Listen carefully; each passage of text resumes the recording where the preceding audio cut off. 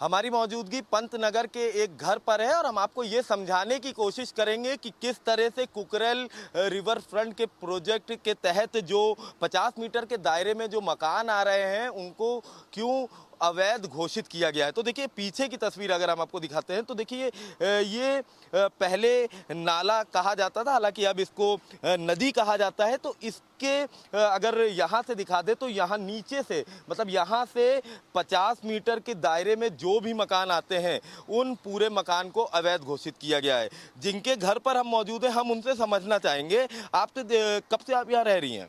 भैया हमको जो है मतलब ज़मीन लिए जो है 2001 में हमने ज़मीन ली थी। उसके बाद जो है कम से कम 25 साल यहाँ रहते हो रहे हैं। और उसके बाद जो है तो ये जो नाला है ये नाला वो जहाँ टैंकर खड़ा है दूसरी रोड पे वहाँ पे ये नाला था जब हम लोगों ने ज़मीन खरीदी थी।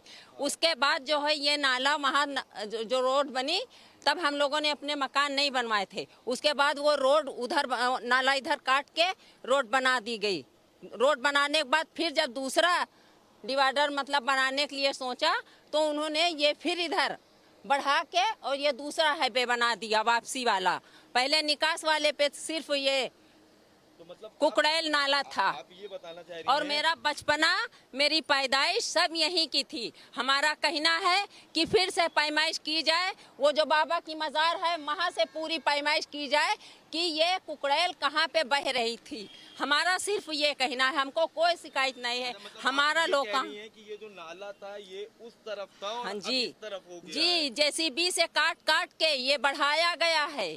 अभी ये देखिए पाइप डाले गए जेसीबी से काट के इस तरफ बढ़ा दिया गया। हमारे पीछे जब हम लोगों ने लिया था जमीन तो हमारे पीछे 60 मीटर की जगह थी। कि मैपिंग तो जल विभाग ने जरूर की होगी ना? मेरे पास सारे कागजात हैं, रजिस्ट्री कापी और हाउस टैक्स, बिजली का बिल, सब चीज़ मेरे पास है।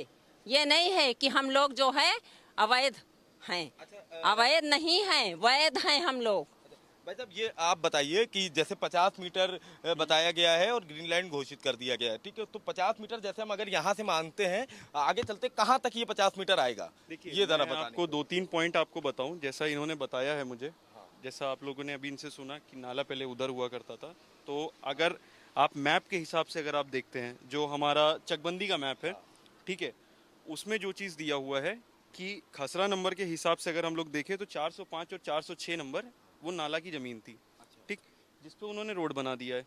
ठीक, रोड बनाने के बाद उन्होंने नाला इधर शिफ्ट कर दिया। उसके बाद जो अब वो नाप रहे हैं, जब हमने उनसे बात करी जाके, मिस्टर इंद्रमणि त्रिपाठी जी, मैं बाकायदा नाम ले रहा हूँ, मैंने उनसे बात करी है, उनका कहना ये था कि उन्होंने जिस हिसाब से नाला नापा है, उन्होंने उनका एक बॉर्डर था, उन्होंने कहा इतना जो 10 मीटर है इसको छोड़कर अगर हम यहाँ से 10 मीटर छोड़ते हैं जहाँ एक्चुअल अभी पानी टच कर रहा है तो यहाँ पे आ जा रहा है। इन्होंने यहाँ से 50-55 मीटर नाप दिया है, जो पॉइंट उनका वहाँ पे है। कहाँ पे है? कौन से मकान पे? जहाँ आप उन पर्सन को देख रहे हैं जो खड़े हैं, उनके थोड़ा आगे आगे वाला मकान है, वहाँ से 10 मीटर आगे। हम वैध में रह रहे हैं, आप उसको अवैध कह रहे हैं। हमारी शिकायत ये नहीं है कि आप अपना काम रोक दीजिए, हमारी शिकायत बस इतनी है, आप जो कह रहे हैं कि ये अवैध है, इसको आप वैध तरीके से लीजिए, लीगली तरीके से बात करिए। अगर आपको ज़रूरत है, लिटरली ज़रूरत है इस एरिया की, आप हमको जो उचित मुआवजा है, जो तरीका है, तौर तरीके हैं, आप लीजिए। मैं कन्नौज का भी रहने वाला हूँ, मेरी ज़मीन आगरा एक्सप्रेसवे में भी गई थी।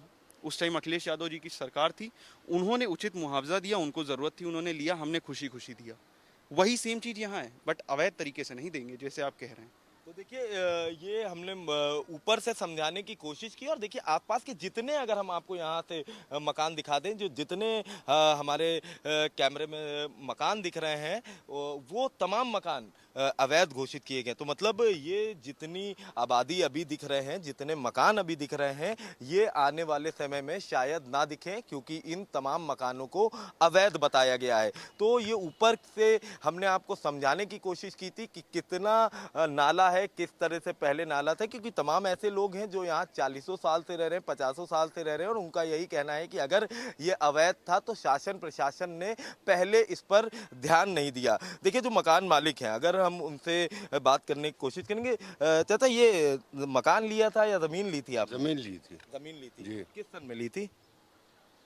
और सन 2001 में शायद लिया है प्लाट जी। तो तब तक आधी आबादी तो यहाँ हो ही चुकी होगी। यहाँ मेरा भैया कुछ नहीं था, सब प्लाट खाली थी। यहाँ एक हमारे रिश्तेदार हैं, उनकी यहाँ बाग लगी थी है, और उसके बाद में उधर खेती होती थी। या पूरी बाग यहाँ से वहाँ तक पूरी वो जिम्मेदार थे यहाँ के हैं। रजिस्ट्री आपने कराई थी? जी, उनसे से रजिस्ट्री कराई। किलकारी हाउस टैक्स, वाटर टैक्स सब देते हैं आप? जी अच्छा। हाँ तो ये जानना चाहेंगे, ये मकान खुद आपने बनवाया मतलब? जी। अच्छा, तो तमाम सपने भी देखे होंगे जरूर इस मकान तो 2 बच्चे हैं हमारे, और ये बीवी हैं, 2 बहुएं हैं। पढ़ते हैं बच्चे? जी नहीं, बच्चे मतलब यही अपना 4 पहिया काम करते हैं, गाड़ी का गैराज में है। बच्चे पूछते नहीं है कि अब ये अवैध बता दिया गया, आगे क्या करेंगे? तो अब पूछते तो हैं, वो जानते हैं, समझदार हैं, सब जाते हैं बराबर देखते हैं कि भाई एक चीज़ सब चीज़ मौजूद होते हुए और फिर अवैध, तो फिर अब क्या करेंगे बताओ, इसका क्या चारा है भाई? कुछ ना कुछ तो करना पड़ेगा, कुछ ना कुछ करेंगे, ऐसे कैसे? अब ये जाओ आसियाना उड़ जाएगा, वो हमारी छत चली जाएगी सर से, तो क्या करेंगे हम? यही तो कहना है सरकार से, यही तो प्रार्थना है कि सरकार अगर ले रही है तो हम लोग कहाँ जाएंगे इस हालत में? अब हमारी इतनी उम्र नहीं बची कि हम घर मकान कहीं बनवा लें, अब इतनी हमारी कमाई नहीं, इतनी रोजी रोटी नहीं। घर बनवाना भैया मेरे आसान नहीं है इस ज़माने में। छोटा मोटा आदमी किराए के अलावा बाकी ज़िंदगी नहीं बसर कर सकता। किस तरह से हम लोग रह रहे हैं। मतलब एक एक पाई जोड़कर आपने ये मकान बनाया है, बनाया, यही है आपके पास? बस और कुछ नहीं है। कोई ना नौकरी है मेरी, ना कुछ है, कुछ नहीं है। कोई रोजी रोटी मेरे पास कुछ नहीं है। बस इसी से गुजारा कर रहे हैं, जैसे तैसे लड़के 4 पैसे कमा के लाते हैं, तो रोटी सब्जी दाल जो भी बनता है बस उसी में गुजारा है। गवर्नमेंट ले लेती है मकान फिर कहाँ जाएंगे हम? यही तो कहते हैं गवर्नमेंट से अगर मकान ले लेंगे तो जाएंगे कहाँ हम? फुटपाथ पे फुटपाथ के ऊपर ज़िंदगी कैसे गुजारेंगे? पन्नी डाल के भी तो नहीं रह सकते हैं इस हालत में है। तो